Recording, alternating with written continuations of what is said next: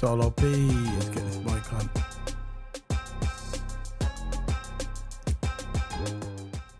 This is Solo P1. Welcome to live reaction of the Canadian Grand Prix qualifying.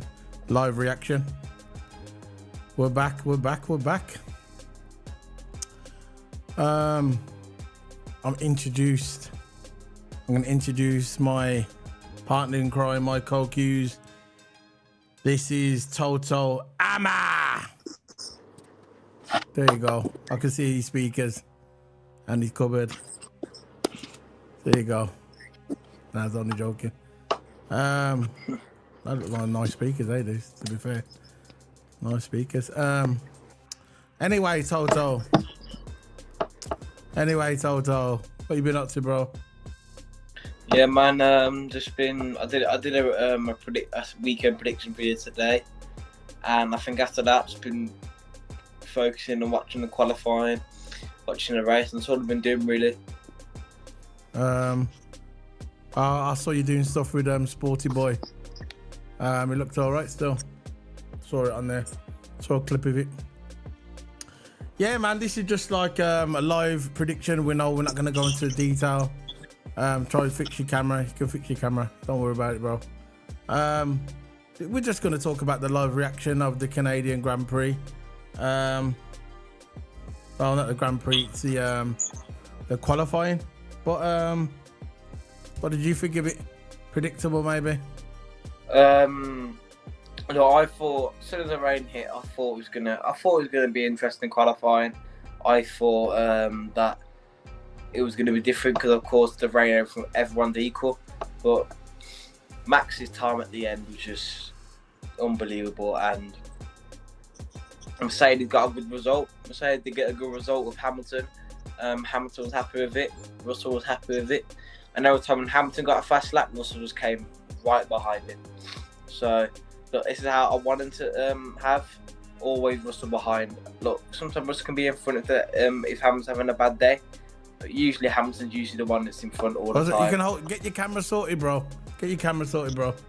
What's wrong with it? Nah, but are you holding your camera? You can't hold it for 20 minutes. All right. Sort your camera out. I'm gonna go for it anyway, guys and girls, whoever's listening. Just getting a few stuff sorted out. Yeah, but the qualifying is what it is. I've done a video yesterday talking about there's a lot of rain. And it was stop, start. If you want to watch that video, that's up on my channel now, live. I uploaded that. I've done a live prediction yesterday. So go and check that out. But yeah, it is what it is. It was surprising with Hulkenberg. I put on the thumbnail, Hulkenberg got a surprising second, which I thought was very clever. The way they did it with the strategy, coming out early, which I'm going to go through in a minute. I got my notes there.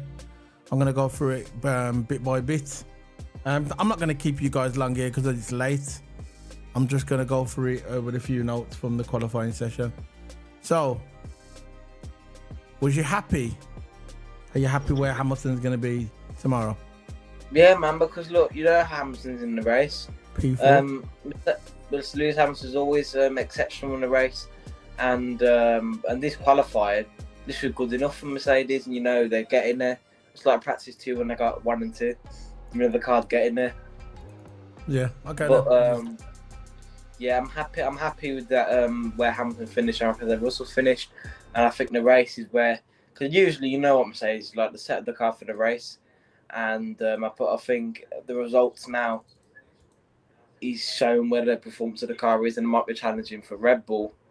Maybe towards the end of the season, they might be challenging Red Bull for wins, and next year, definitely, because next season they're changing the They're changing the concept of the car, which is going to be the same as Red Bulls, and it's going to be quick, man.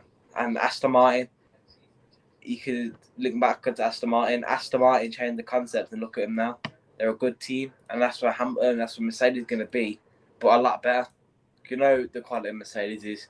They've got the quality drivers. They definitely got the drivers, but if they start to work together as a team, Hamilton and Russell, then the magic will come. Then the partnership will come, and that's when they're going to be starting for constructors again. And yeah, man, you know, Mercedes is good here, and especially I mean, Hamilton. Hamilton's Hamilton good is here. good here. Hamilton's good here, you mean? Hamilton's won it 7 times, and it could be his 8th on Sunday. But we'll see how it is, man. We'll see how it is. But Hamilton won it here 7 times, strong at this track, and I think it's definitely going to be raining tomorrow. It's a high chance of rain tomorrow. You saw it today. It could be full wet tomorrow. You know what? Towards that end of this, yeah.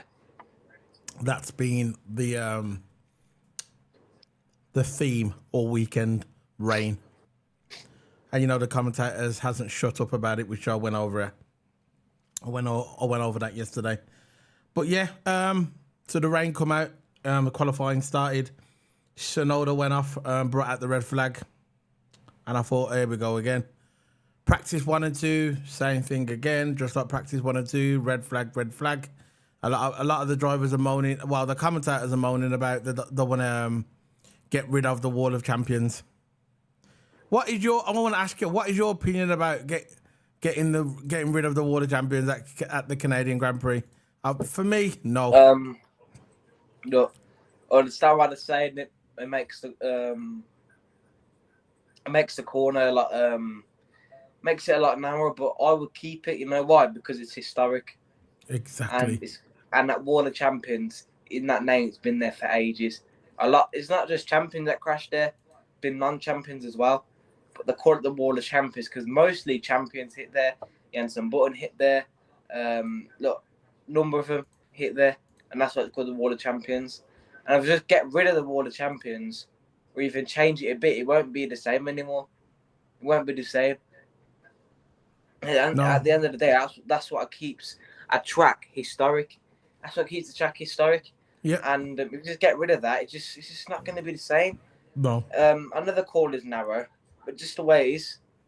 If they're ever going to change it, it's just. I understand why they're changing it because the World Champions. I'm going to admit it makes the call narrow, but it's about the prestige. It's about exactly. The historic. You took the words right out of my mouth. It's about the prestige. You do not want to get rid of the Wall of Champions. The Wall of Champions is here to stay. It's just like they're trying to get rid of the Rouge. They're trying to adjust the Rouge, and they ask the drivers, and the driver says, why? Lewis Hamilton said why? Why do you want to do that for? Why do you want to change the track? There's not many historic tracks left. Not many. Why would you want to change them? For what? At the end of the day, right, it's a Wall of Champions. That's legendary. All the great drivers in the world have gone into that wall. That's why they call it the Wall of Champions. You do not want to change a Canadian Grand Prix. If you want to change a chicane somewhere around there, there's a couple of chicanes that could be changed. They were talking about it on a few days ago, about maybe changing a few chicanes on the track. Go for it. But when it comes down to the Wall of Champions, which is iconic, you don't want to do that. So, Tsunoda went off, brought the red flag out. This is beginning qualifying Q2. That was in Q1. And then basically at the end of Q1, I don't know who finished because I was up and down. I don't know who finished at the end of Q1. But Tsunoda brought the red flag out because of the rain. It was a bit slippery out there. Q2 started. Williams, very clever strategy, came out first on the soft tyres because the other teams, the bigger teams, didn't come out straight away because there was discussing whether to put the slicks on or whether to put the wet tyres on. But Williams was gambling because obviously Williams ain't got the fastest car in the world. So they said, look, come on, lads, let's just jump out there. Let's get on the slicks, get a nice first lap in. Let's go for it. And that's what happened. What did you think of that? Did you think Williams was clever doing that? Do you think, basically, when you're behind, you got nothing to lose? It was because when Albon went on to get the fastest lap on the slicks, he gave it a couple laps to make it warm. And then when the people went on the slicks once, I think Max went on the slicks, gone for his lap and got second behind Albon. Yeah. But I know he still got pole. At the end of the day, he still qualified at that lap. He was still behind Albon. So he knew Albon had a strong enough time to get somewhere in the race. Yeah. And that's what happens when you're a small team like that. You can have there's lots of options ahead of you. Excuse me. So yeah, man. But look, the strategy all round was it was good. It was good. Albon warmed up his tyres, and it paid off. It did pay off. I thought it did as well. I'm gonna go back on my point. Albon. Um, I swear, when you're a small team, you got lots and lots of options that you can explore. Again, they got Jane Bowers. They got that Bowers guy who used to Exactly, be with us. exactly. Very clever man for Now Mercedes. they, they got the experience and they got the smartness in the team now. And Williams could do good in this race, Yeah, but if it's dry, we know what's going to happen. But if it is raining, it is going to be good. It is going to be good. And look, Albon with Williams and Bowers, good for them. They gambled and it worked. It did work. Yeah, man. That's what I think about it. That's what I think about it. It was a good and clever strategy. yeah, it was. I thought he was very clever, and it worked out for them. They got into Q3. I'm kind of happy for Williams because Williams is one of the teams I still like in Formula One. Historic. I know Frank Williams is not there, RIP, and I know Claire Williams is not there in the Williams the original team, but it's still the Williams and it's still a British-based team, and it was amazing. And I'm happy for Jensen as well because I know he's got something to do with the team. I just like seeing the underdogs do well. You know, I like seeing the underdogs do well. So Williams, clever strategy, came in first, put the six on, good lap in before the rain started kicking in. And yeah, so that was hats off to Williams. The yellow flag came out for Stroll in Q2. He was sliding everywhere. Stroll again, not really getting on top of the car. Not like Alonso. Alonso was he's on top of that car. Now Alonso left Alpine and went to Aston Martin. At the time, I thought it was the wrong strategy.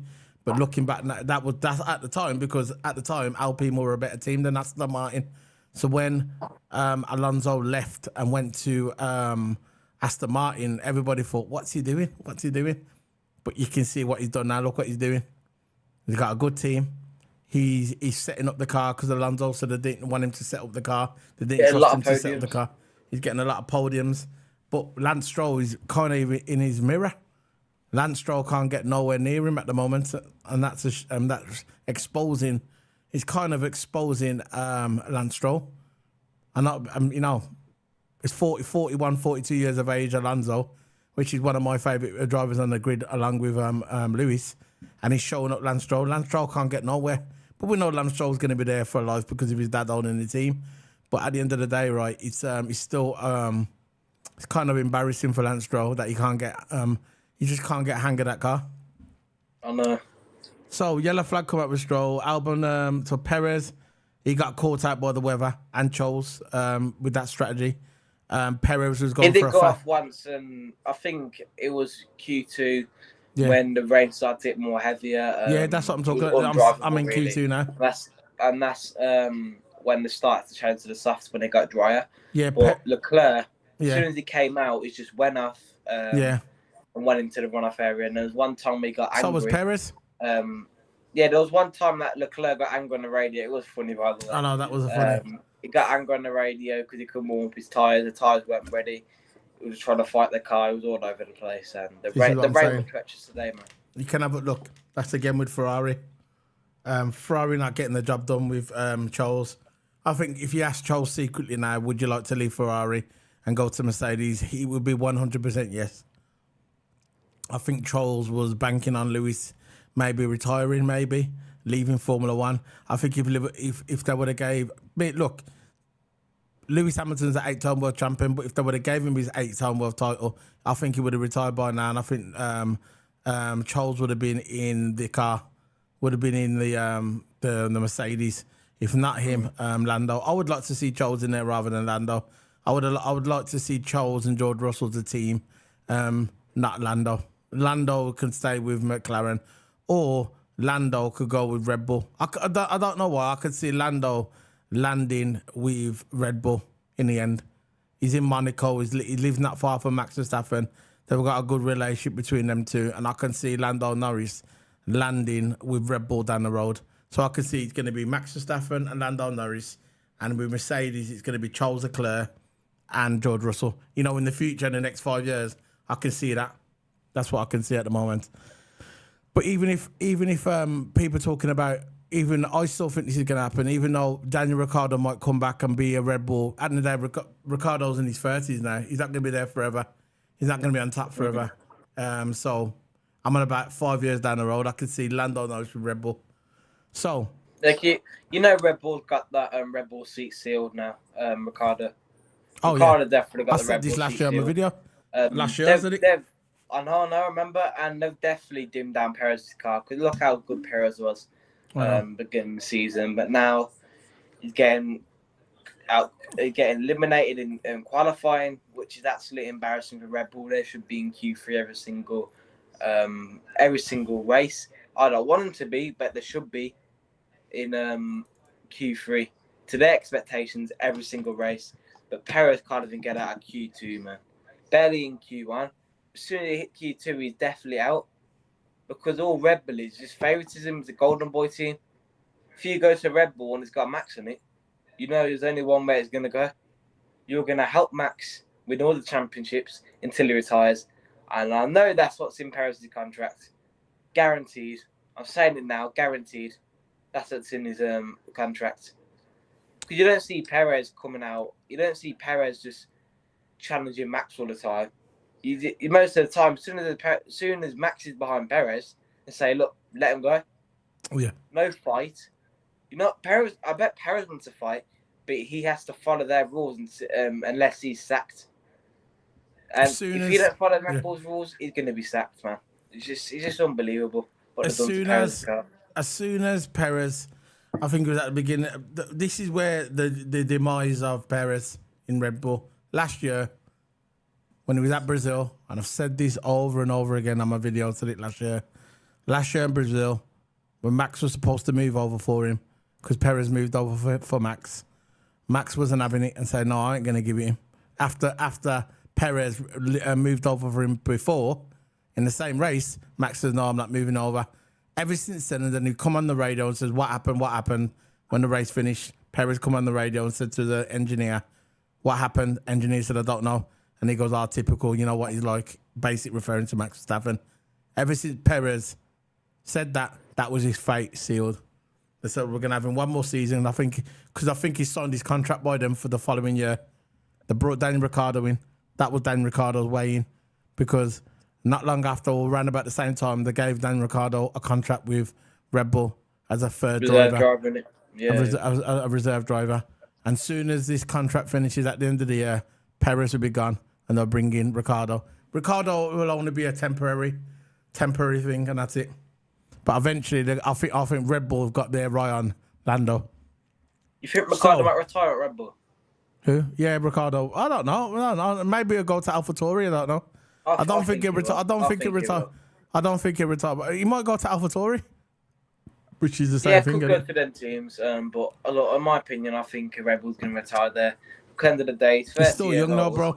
He's younger than Lewis, and he's younger than I think Ricciardo's about 31 now. Let me go and check now. Let me just check. I'm sure Daniel Ricciardo is about 31. Yeah, Ricciardo can still has a lot of years, and definitely still has a lot of years in him. And like you said, younger than Lewis. But if he stays at Red Bull for like 33, 3 or 4 years, he's got another 5 years in F1 easy. He's 33.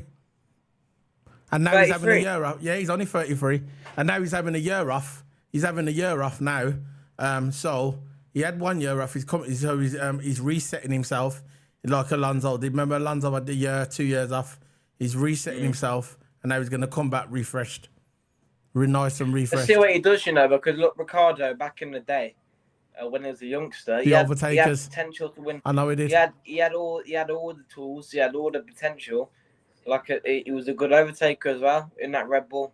The famous saying, last of the late breakers. He was last of the late breakers. You always used to do them inside move overtakes. You always used to brake later than the other one.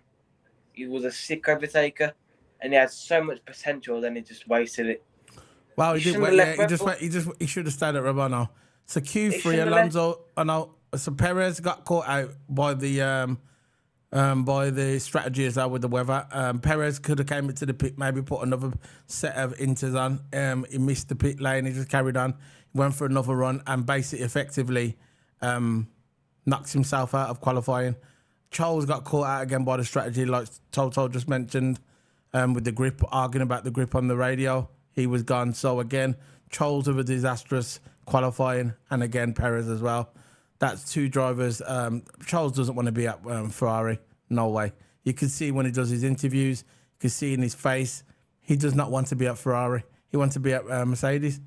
And yeah, so Q3 started. Alonso, there was just before when Q3 started, everybody came out in the Inter. I think it was the Inters. Came out in the Inters. Max come out, set the fastest lap. And Alonso was up in sector 2. And then they brought the red flag out because I think Piastri came off. Banged up his rear wing. That brought out the red flag. And Alonso had to cancel his lap. Alonso could have got fastest lap, but the flag come out, a potential fastest lap. Then the flag came out because of Piastri's incidents on the track. Fast sectors.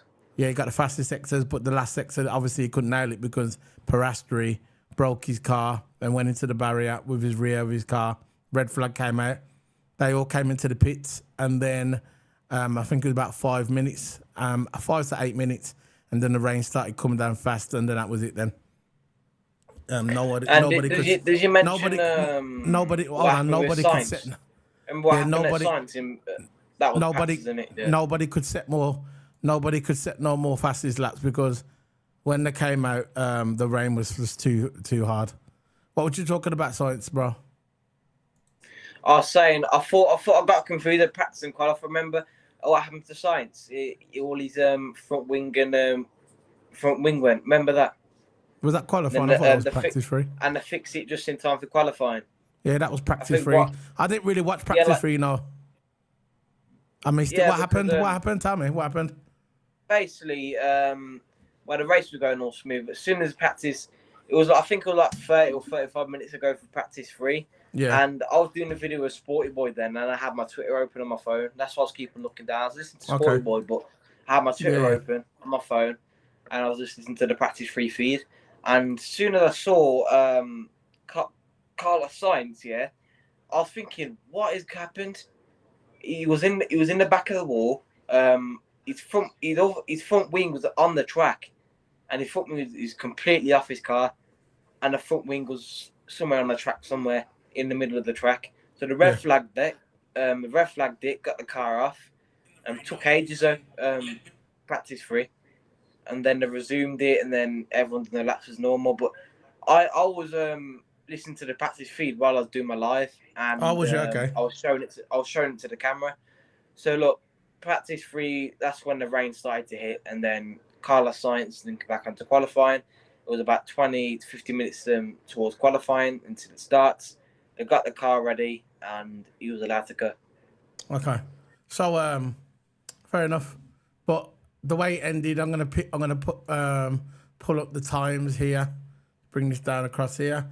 So the way it finished was Max Verstappen on pole, Hulkenberg second. Hulkenberg got his lap in early. So people were thinking about why is Hulkenberg there. Hulkenberg was clever. He done the strategy like Albon. Hulkenberg was second, third was Alonso. He done his lap before the flag came out, because after the flag, when nobody really came out because it was too wet. So when you did come out, you was never going to get a good lap in. Third was Alonso. Fourth was Lewis. So that's going to be an interesting start tomorrow. And so in the front row, you got Hulkenberg and Verstappen. Second row, you got Alonso and Hamilton, which I can't wait. On the third row, you got Russell and Ocon. On the third row, you got Russell and Ocon. And then in seventh place, you got Norris. And eighth place, you got Sainz. Ninth place, you got Piastri. 10th place, you got Albon, 11th place, Charles Leclerc. 12th place, Perez. 13th place, Stroll. 14th place, Kevin Magnussen. 15th place, Bottas. 16th place, Tsunoda. 17th place, Gasly. 18th place, Nick De Vries. And 19th place, Sargent. And last one, you, Joe. What was that thing going on with Gasly? He had some. Gasly was really upset. Oh yeah. I read this up. Science says it was. I don't know. This is not quote unquote. This is basically what he's saying. Basically, what he's saying is Science is basically saying that Yeah. that it weren't his. He got impeded 7 times on the track, but he never impeded anyone. He never the thing with Gasly Yeah, and yeah, yeah. Sainz. Yeah, That yeah. taken a blow at Gasly Okay. because Gasly said, "Oh yeah, remember when Sainz was in Yeah, yeah, I got the it now. middle of the straight and he turned into Gasly? Remember he was Yeah. parked his car in the middle." What basically Sainz is saying, I never impeded him. That was a shot at Gasly because Gasly was all angry and that. Sainz said he wasn't me, so Oh, it was fair enough. definitely taking a blow at Gasly. I'll read it up later. I might send it to you, so can you do for next video, maybe for the debrief or something like that.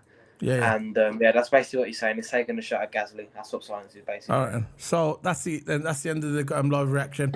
We're gonna be back tomorrow. Look out for both our channels. We're gonna leave all the links in the description below. It's gonna be the live watch along of the race tomorrow, Canadian Grand Prix. I think it's gonna be around about 9 or 10 p.m. Yeah, something UK like that. time because it's in Canada, which I ain't got really a problem with. But I'm gonna make sure I get all my thumbnails ready. I'm gonna make sure I got everything ready. So when it comes, it's just an easy transition. So guys, as soon as the race finishes tomorrow, I will be going live straight away. So if you want to talk about F1, we're going to be talking about it live tomorrow, live race reaction. So this is Solo P1 signing out with TOTO Hammer. You got anything to say? Look, what I'm saying, of course, got debrief on Monday or Tuesday. Last time we done the debrief, it was just too late, man. But this time it's either Monday, Tuesday, depends what we're doing. Depends if we want to chill out or not. But look, because what debrief coming up, very live reaction. I might do a weekend roundup. So I'm being consistent with my videos more. I did one on my own about the Spanish Grand Prix prediction. Then I did one about this Grand Prix, Canadian Grand Prix, and I did it with Sporty Boy. So yeah, just getting the content out there. Trying to get the subs up, trying to get the likes up. Look, I can appreciate 10, 20 views on my video, unless somebody's had the time out of their day to watch my video. So look, I'm just concentrating on putting the content out there, and that's what I'm doing, man. Yeah, the most important thing is that you're enjoying it, and that's it. That's the most important thing, that you enjoy it. It's about doing content and enjoying it. So I'm going to be signing out now, guys. I'm going to be signing out. Bye. See you tomorrow. Bye.